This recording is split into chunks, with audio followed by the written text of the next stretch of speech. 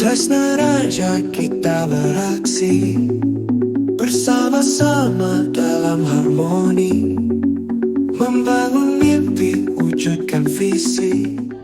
Bismillahirrahmanirrahim. Assalamualaikum warahmatullahi wabarakatuh.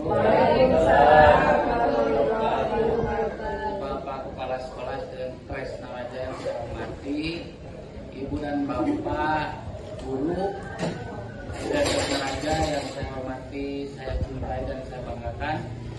Alhamdulillah pada hari ini kita dapat berkumpul di ruang guru ini dalam rangka diseminasi penyebaran pemahaman dan penerapan pengalaman budaya positif di sekolah. Baik Ibu dan Bapak, mohon perhatian. Kali ini saya akan menyampaikan memaparkan materi dari modul 1.4 mengenai penerapan budaya positif di sekolah. Dalam hal ini ada beberapa konsep inti yang akan saya jelaskan. Yang pertama adalah perubahan paradigma belajar.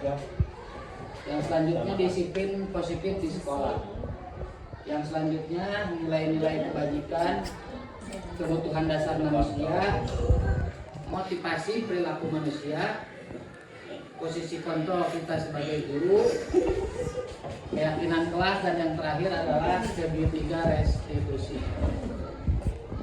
Baik, yang pertama saya akan menjelaskan mengenai pembelajaran dengan paradigma baru. Perlu Ibu Bapak ketahui di dalam kurikulum nasional saat ini pemerintah mencanangkan kurikulum yang di dalamnya ada pembelajaran dengan paradigma baru. Apa itu pelajaran paradigma baru? Pembelajaran dengan paradigma baru itu dirancang berdasarkan prinsip-prinsip pembelajaran yang terdiferensiasi, sehingga setiap siswa belajar sesuai dengan kebutuhannya masing-masing. Jadi kita selaku guru itu tidak bisa memaksakan kita sebagai guru itu mengontrol siswa untuk belajar sesuai dengan kebutuhan kita, tapi kita harus membuat rancangan pembelajaran itu disesuaikan dengan kebutuhan siswa kita. Dan tetap di dalam perkembangan pembelajaran paradigma baru ini berbasis pada profil pelajar Pancasila. Ibu dan Bapak yang saya banggakan, di dalam pemaparan ini saya akan sedikit membahas tentang miskonsepsi tentang teori kontrol. Apa itu teori kontrol? Teori kontrol itu adalah bagaimana seorang guru dapat mengontrol situasi siswa di dalam kelas atau di dalam kegiatan-kegiatan luar sekolah juga. Ya. Di sini ada beberapa miskonsepsi yang terjadi di dalam teori kontrol. Yang pertama adalah ilusi guru mengontrol murid. Yang selanjutnya ilusi bahwa penguatan positif, efektif, dan bermanfaat. Yang ketiga, ilusi bahwa kritik dan membuat rasa bersalah itu mampu menguatkan karakter. Yang keempat adalah ilusi bahwa orang dewasa berhak memaksa. Nah, keempat ini adalah miskonsepsi dari teori kontrol tersebut. Nah, inilah Ibu dan Bapak, di dalam mengubah paradigma teori kontrol tersebut, di sini ada beberapa gambaran, ada stimulus respon dan teori kontrol yang seharusnya dilakukan kita sebagai guru. Yang pertama, realitas kebutuhan kita itu sama, padahal secara teori kontrol realitas kebutuhan kita itu berbeda, baik itu guru dengan guru atau guru dengan siswa, bahkan juga siswa dengan siswa. Jadi pada realitasnya kebutuhan itu sangatlah berbeda. Yang kedua, stimulus responnya semua orang itu melihat hal yang sama. Dalam teori kontrolnya adalah setiap orang memiliki gambaran yang berbeda. Yang ketiga, kita mencoba mengubah orang agar berpandangan sama terhadap kita. Menurut teori kontrolnya, kita berusaha memahami pandangan orang lain tentang dunia. Selanjutnya, perilaku buruk dilihat sebagai suatu kesalahan. Itu yang biasa terjadi di lingkungan kita. Sebetulnya secara teori kontrolnya, semua perilaku itu memiliki tujuan. Selanjutnya stimulus responnya, orang lain bisa mengontrol saya. Secara teori kontrol, hanya Anda yang bisa mengontrol diri Anda sendiri. Selanjutnya, saya bisa mengontrol orang lain. Secara teori kontrolnya, Anda tidak bisa mengontrol orang lain. Yang selanjutnya, pemaksaan pada saat bujukan gagal. Secara teori kontrol, kolaborasi dan konsensus menciptakan pilihan-pilihan baru. Yang terakhir, stimulus responnya adalah model berpikir kita itu selalu menang dan kalah. Baik kita melaksanakan di kelas terhadap siswa, selalu siapa yang bisa, siapa yang dapat duluan menjawab. Nah, itu secara teori kontrol itu kurang tepat ya. Yang seharusnya adalah model berpikir semuanya menang. Dalam artian menang-menang, tidak ada yang menang dan tidak ada yang kalah gitu ya.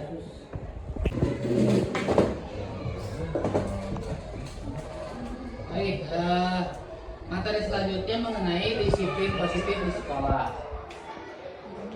Apa arti disiplin? Disiplin itu berasal dari kata disiplina, yang artinya belajar. Disiplin mengacu pada disiplin diri yang memiliki tanggung jawab terhadap apa yang dilakukan berdasarkan nilai-nilai yang diyakininya. Nah, di sini disiplin positif itu merupakan salah satu cara penerapan disiplin yang bertujuan untuk menumbuhkan kesadaran serta memberdayakan peserta didik tanpa imbalan, penghargaan, ancaman atau hukuman. Yang mana yang saat ini kita dari saat ini ke belakang itu kita masih menggunakan itu. Termasuk saya sendiri dulu masih di kelas itu masih menggunakan penghargaan, ancaman atau hukuman terhadap siswa. Dimana menurut teori yang hari ini dikembangkan oleh pemerintah bahwa itu sudah harus ditiadakan di setiap sekolah, bahkan di kelas-kelas kita pun itu sudah harus dihilangkan ya. Sebagai pendidik, tujuan kita adalah menciptakan peserta didik yang memiliki disiplin diri sehingga mereka berperilaku mengacu kepada nilai-nilai kebajikan. Kebajikan yang bagaimana? Kebajikan yang universal dan memiliki motivasi intrinsik atau dari dalam dirinya dalam perubahan perilaku ke arah yang lebih baik. Nah, inilah nilai-nilai kebajikan tersebut yang tadi saya terangkan mengenai kebajikan-kebajikan secara universal. Nilai yang disepakati bersama lepas dari suku bangsa, agama, bahasa maupun latar belakangnya.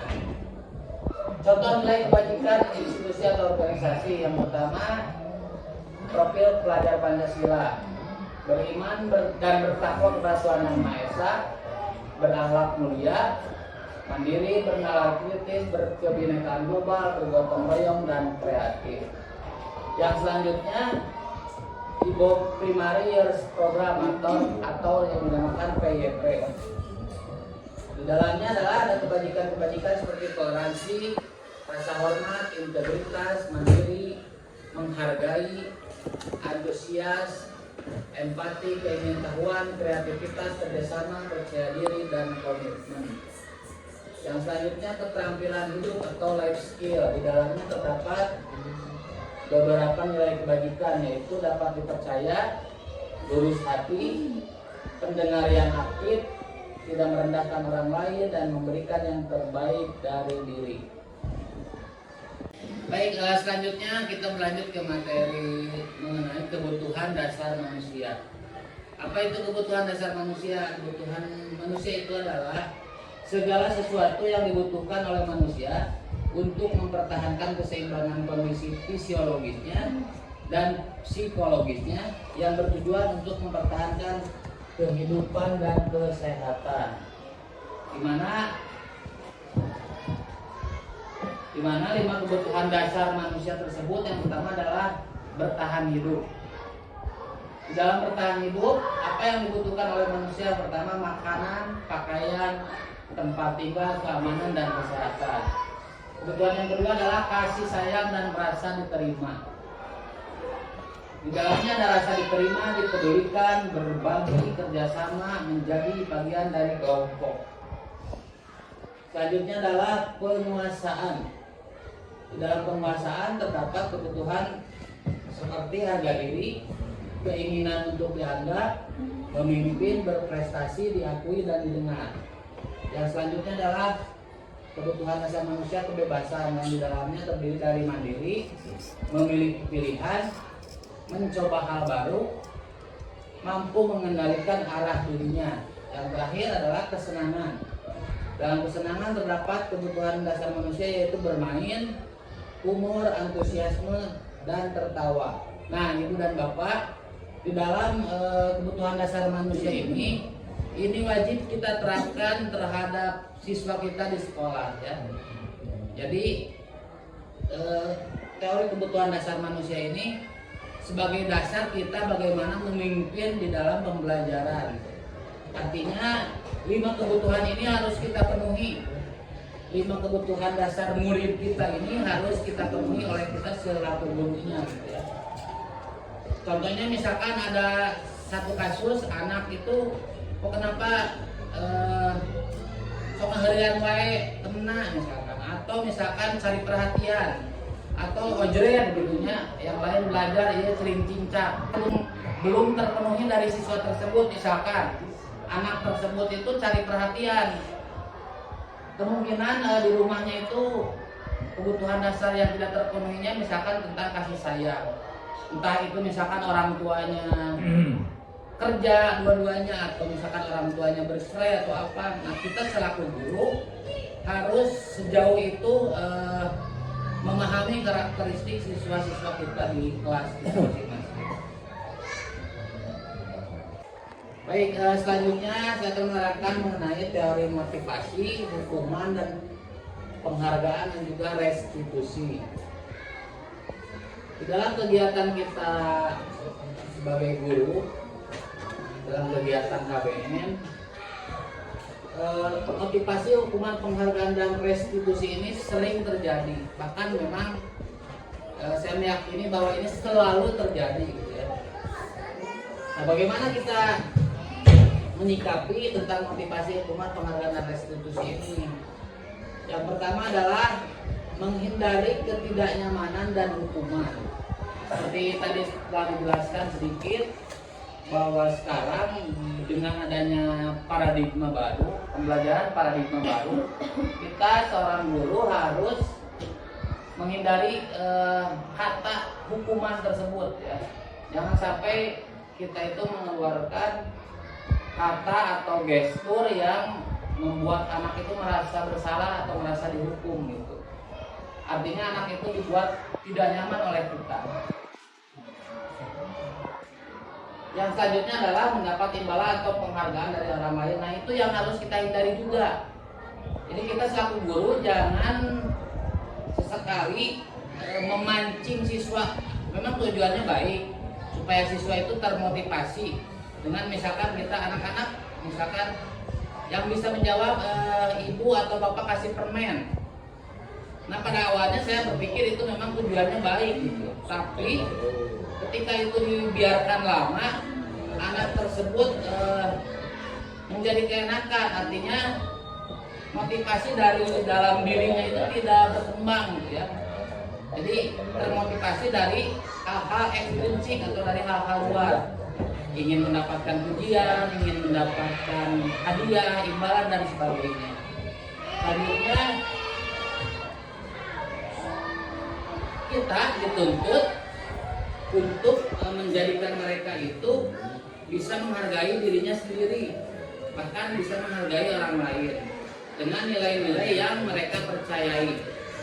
Dan itu adalah motivasi yang keluar dari dalam dirinya sendiri gitu. Bagaimana kita selaku guru harus bisa mengarahkan siswa itu di dalam belajar itu bisa membangkitkan motivasi dari dalam dirinya sendiri.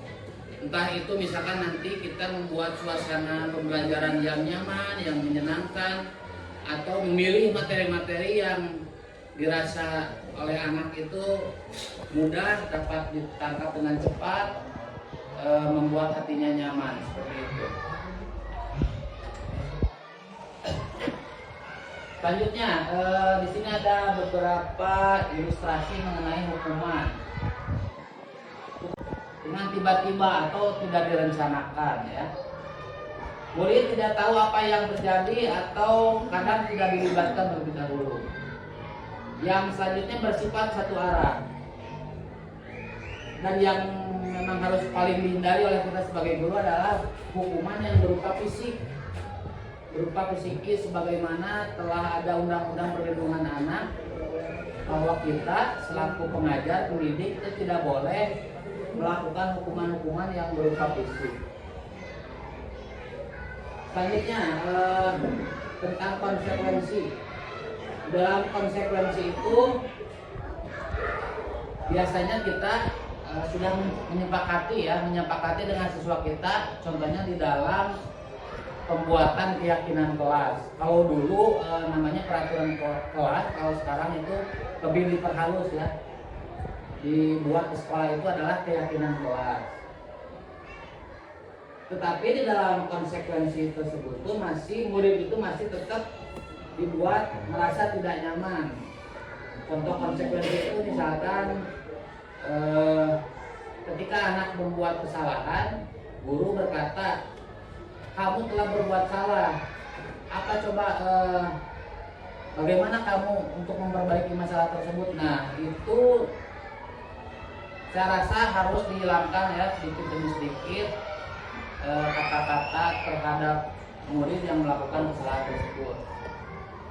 Yang selanjutnya adalah sikap guru selalu memonitor murid. Padahal pada pembelajaran paradigma baru itu guru itu sebagai manajer ya, bukan sebagai pemonitoring. Jangan kurang merancang sedemikian rupa pembelajaran gitu. Itu sebagai pemimpin pembelajaran. Artinya anak itu diberikan kebebasan gitu. Jadi tong salawasna orang itu selalu terus-terusan dimonitor, dikitukan, diulahkan, harus begini, harus begitu. Nah itu yang kita hindari di dalam pembelajaran paradigma baru. Selanjutnya ada restitusi. Dalam proses restitusi ini ada proses menciptakan kondisi bagi murid untuk memperbaiki kesalahannya. Nanti ada video contoh bagaimana restitusi itu dijalankan di kelas ya. Selanjutnya ada proses kolaboratif yang mengajarkan murid untuk mencari solusinya sendiri. Baik, selanjutnya kita masuk ke dalam materi 5 posisi kontrol seorang guru. Di dalam materi ini ada 5 posisi kontrol kita sebagai seorang guru. Yang pertama adalah ada guru yang kesehariannya itu sebagai penghukum. Ada guru yang pembuat merasa bersalah. Yang selanjutnya ada guru yang dirasakan oleh siswa itu sebagai teman. Terus ada guru yang dirasakan oleh siswanya itu sebagai pemantau. Dan selanjutnya ada guru yang dirasakan oleh peserta didiknya itu sebagai manajer. Ini contoh penerapan 5 posisi kontrol guru. Dalam satu kasus siswanya itu tidak memakai atribut lengkap saat upacara bendera. Ketika sebagai penghukum, biasanya guru memberikan hukuman hormat pada bendera selama 1 jam. Pertama biasanya zaman abdi menuju SD kapungkur sekali itunya. Dan guru-guru teh hampir mah sebagai penghukum kalau seperti itu ya. Kalau sebagai pembuat merasa bersalah dalam kasus tersebut, biasanya mengeluarkan kata-kata, berapa kali ibu dan bapak harus memberitahu kamu selalu saja mengecewakan ibu dan bapak. Nah ini kita berada pada posisi sebagai pembuat merasa bersalah terhadap siswa. Selanjutnya ketika kasus yang terjadi seperti itu dirasakan oleh muridnya itu sebagai teman, kalimatnya begini, ayo dong ikutan aturan sekolah, tolong bantu ibu dan bapak sekali ini saja. Ya sudah, tidak apa-apa, lain kali jangan sampai berbuat seperti ini lagi. Jadi anak itu merasa, oh ibu guru, bapak guru teh ngambek ke orang teh apa tahan, tapi seperti teman ke temannya lagi gitu ya. Selanjutnya ada kalimat, kamu sudah melanggar peraturan sekolah, kamu tahu konsekuensinya. Setelah upacara kamu beli atributnya ke koperasi dan jangan diulangi lagi. Nah itu kita posisinya berada dalam posisi pemantau. Dan yang terakhir, contohnya, apakah kamu tahu kesalahanmu? Kira-kira bagaimana kamu memperbaikinya? Nah, itu adalah tipe guru yang berposisi sebagai manajer ya di dalam 5 posisi kontrol guru tersebut. Baik, selanjutnya ini ilustrasi saja dari posisi kontrol seorang guru. Di sini ada posisi kontrol apakah aku. Ilustrasinya begini, ketika kita mengucapkan kalimat saya kecewa sekali dengan kamu. Nah, ini adalah posisi kontrol guru yang membuat merasa bersalah. Yang selanjutnya, kamu tidak benar atau kamu tidak pernah benar melakukan kesalahan itu. Itu anak itu dibuat bahwa dia merasa sedang dihukum oleh gurunya. Selanjutnya, ketika anak berbuat salah, kita melontarkan kalimat apa rencanamu untuk menyelesaikan masalah ini. Seperti dijelaskan tadi, ini adalah posisi kontrol guru sebagai seorang manajer. Nah, ketika posisi guru sebagai teman, biasanya kata-katanya lemah, lembut. Kata-katanya itu bagaikan teman ke temannya. Contohnya, ayolah lakukan ini demi ibu dan bapak, gitu ya. Bagi pemantau kalimatnya, contohnya kamu tidak pernah mendapatkan nilai jika tidak mengerjakan tugas.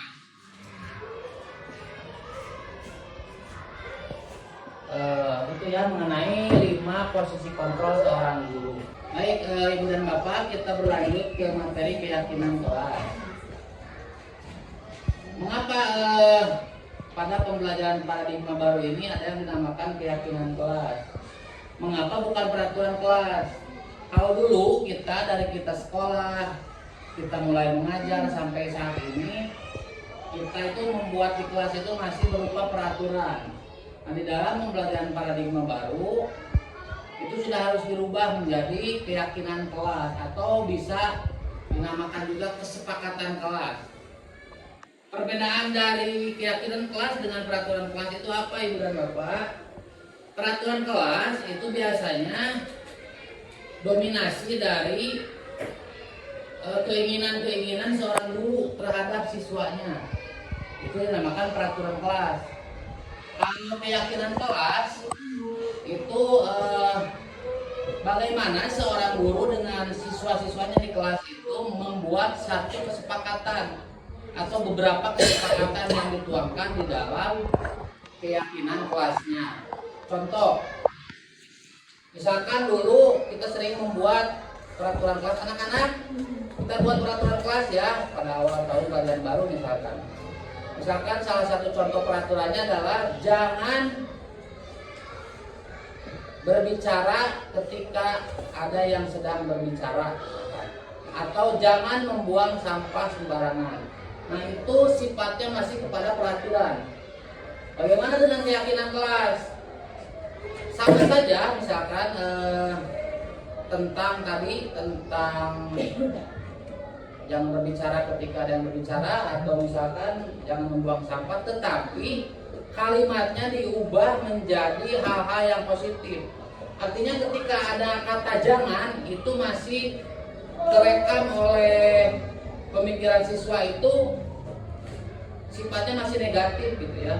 Tapi kalimatnya kita ganti dengan saling menghargai, saling menghormati. Kalau tadi kan peraturan kelas jangan berbicara ketika ada yang berbicara. Nah, dalam keyakinan kelas diganti kalimatnya dengan saling menghargai dan saling menghormati. Terus contoh yang kedua tadi jangan membuang sampah kalau di dalam peraturan kelas. Dalam keyakinan kelas kita rubah saja kalimatnya dengan kalimat-kalimat positif. Buanglah sampah pada tempatnya. Jadi hindari kata-kata yang sifatnya negatif terhadap anak, ya. Nah, ini di dalam pembentukan keyakinan kelas. Biasanya itu dilakukan di awal tahun ajaran ya. Ketika siswa sebelum atau setelah melaksanakan MPLS, baru kita masuk kelas, baru kita mengarahkan siswa untuk membuat keyakinan kelasnya. Keyakinan kelas itu dibuat harus bersifat abstrak ya. Selanjutnya harus berupa pernyataan yang universal. Artinya jangan terlalu banyak, misalkan ada 20 peraturan atau 20 keyakinan, nggak usah. Cukup 5, 6 atau sampai 7 saja keyakinan di kelas itu. Tapi bisa mengubah suasana kelas itu menjadi nyaman, menjadi baik gitu ya. Selanjutnya dibuat dalam pernyataan positif seperti yang tadi saya contohkan. Hindari kata-kata yang bersifatnya negatif. Jangan atau tidak boleh atau apalah yang masih karakternya itu negatif gitu ya. Selanjutnya sedikit saja agar mudah diingat. Terus keyakinan kelas itu harus disesuaikan dengan kondisi kelas dan sekolah sehingga mudah diterapkan. Dan yang terakhir, semua warga sekolah atau warga kelas dilibatkan saat membuat keyakinan kelas tersebut. Baik, Ibu dan Bapak, ini mengenai materi terakhir tentang segitiga restitusi. Apa itu segitiga restitusi? Jadi di dalam segitiga restitusi itu guru dan siswa itu berproses dalam menyelesaikan suatu permasalahan. Jadi artinya guru tidak boleh mendominasi ketika ada siswa melakukan kesalahan. Jadi segitiga restitusi ini adalah suatu proses dialog yang dijalankan oleh guru agar dapat menghasilkan murid yang mandiri dan bertanggung jawab. Ini ilustrasi tentang segitiga restitusi ya. Hal yang pertama harus dilakukan oleh seorang guru ketika siswa membuat kesalahan adalah menstabilkan dulu keadaan dulu. Jadi jangan ulang teh ngiring riwe gitunya, ngiring panik gitu. Tapi kita harus menstabilkan dulu. Berdasarkan prinsip kesalahan adalah bagian dari proses pembelajaran. Ini ada beberapa kalimat untuk menstabilkan identitas permasalahannya. Contoh, misalkan berbuat salah itu wajar. Terus tidak ada manusia yang sempurna. Atau misalkan ada kalimat, gak apa-apa kamu berbuat salah, ibu dan bapak juga pernah melakukan itu. Dan selanjutnya, ibu tidak mau mencari siapa yang salah, tapi ibu atau bapak ingin mencari solusi dari permasalahan ini. Lahir kamu berhak merasa begitu. Nah, itu adalah contoh-contoh kalimat di dalam menstabilkan identitas. Jadi tenangkan heula gitu. Siswa-siswa kita teh ketika ada masalah, misalkan anak mukul temannya, kita tahu bahwa anak itu sedang berbuat kesalahan memukul temannya. Nah, kita sebagai guru jangan ujug-ujug datangi anak lalu memarahinya, tetapi kita harus bisa menstabilkan dulu keadaannya dulu gitu. Permasalahannya dulu distabilkan dulu dengan kalimat-kalimat seperti ini gitu ya. Jadi buat dulu anak itu merasa nyaman. Selanjutnya memvalidasi tindakan kesalahan siswanya tersebut. Ada beberapa kalimat untuk memvalidasi tindakan kesalahannya. Yang pertama contohnya misalkan, kamu pasti punya alasan mengapa melakukan hal itu. Terus padahal kamu bisa melakukan yang lebih buruk dari itu ya, tapi tidak gitu kan misalkan.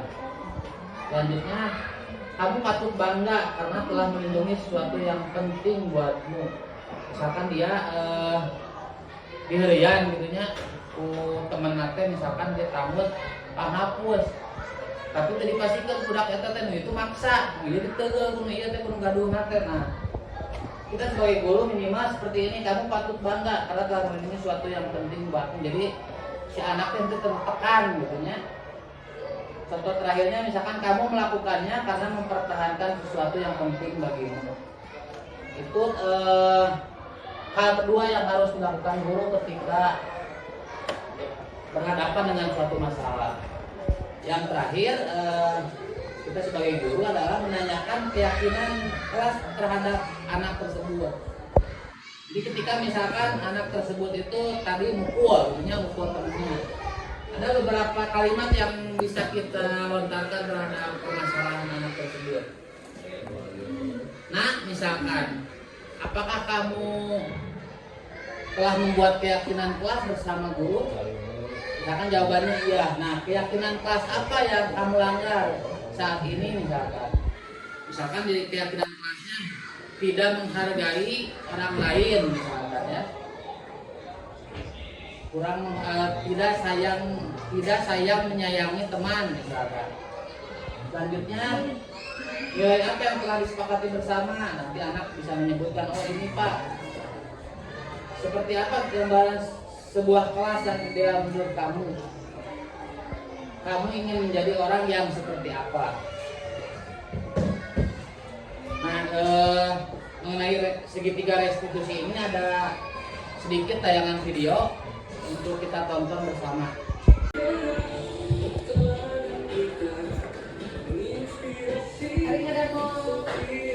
Nah, ini ada sebuah kasus ilustrasi saja. Kejadiannya di kelas 4B ya, mana kelas yang saya ampu ya. Ada seorang siswi yang tidak mengerjakan tugas matematika. Bernama Priscilia. Priscilia selalu tidur larut malam sehingga berpengaruh terhadap tugas-tugasnya. Suatu hari saya ada kegiatan pramuka di kecamatan. Dan di saat saya ngecek tugas, ternyata ada yang tidak mengumpulkan.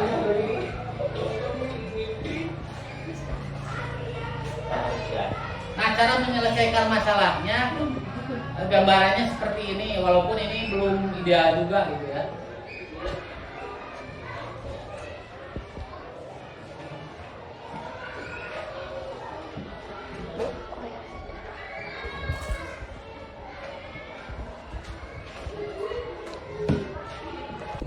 Ilustrasi ketika kita menerapkan segitiga restitusi di kelas kita ya.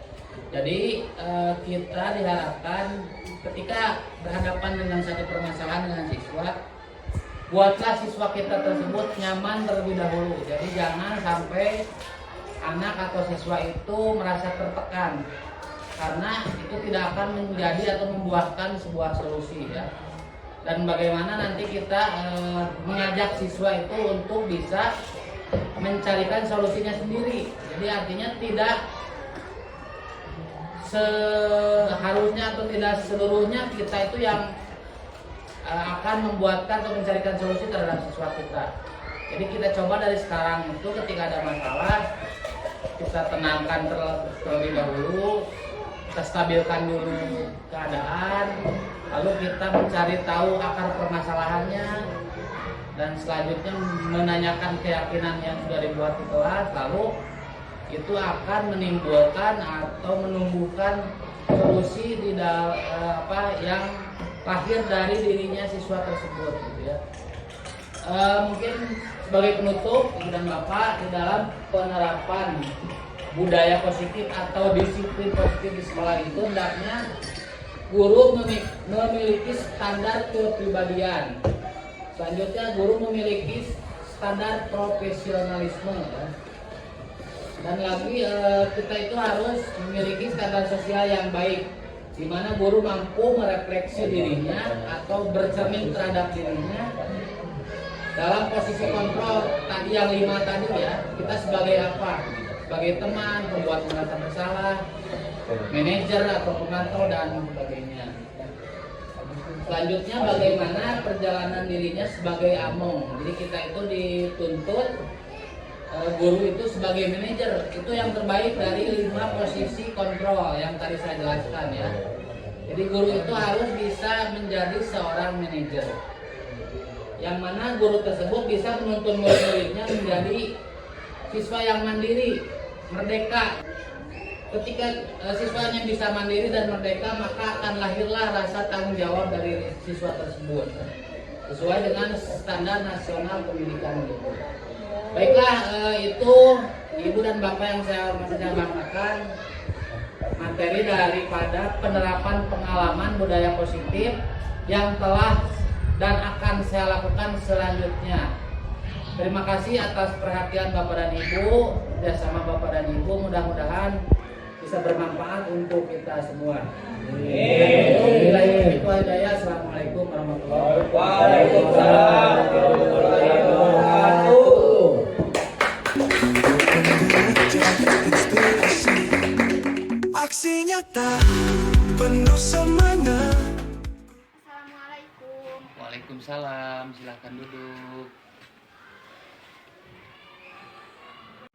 Prisil, apakah hari ini kamu sehat? Iya Pak, sehat. Alhamdulillah. Terus apakah kamu tahu kenapa kamu dipanggil oleh Bapak? Mungkin berkaitan dengan tugas matematika Pak. Ya betul. Tapi hari kemarin apakah kamu masuk sekolah? Iya Pak, masuk, tetapi saya tidak mengumpulkan tugas. Oh baik, nggak apa-apa. Semua orang pernah melakukan kesalahan, begitupun Bapak ya. Di sini Bapak tidak mencari siapa yang salah, tapi kita akan mencari solusi bagaimana ke depannya supaya kamu tidak terlambat mengerjakan tugas lagi ya. Iya Pak. Bolehkah Bapak tahu kenapa kamu tidak selesai mengumpulkan tugas? Saya tidak selesai mengerjakan tugas Pak, sehingga tidak bisa ikut mengumpulkan seperti teman-teman. Kenapa tidak selesai sedangkan teman kamu kan selesai? Saya capek dan mengantuk Pak, soalnya saya tidur terlalu malam. Jadi saya tidak bisa menyelesaikan. Oh begitu. Priscil, apakah kamu masih ingat tentang keyakinan kelas kita? Masih Pak, Kira-kira keyakinan kelas yang mana yang Priscil langgar? selalu bertanggung jawab Pak. Nah ternyata kamu masih ingat.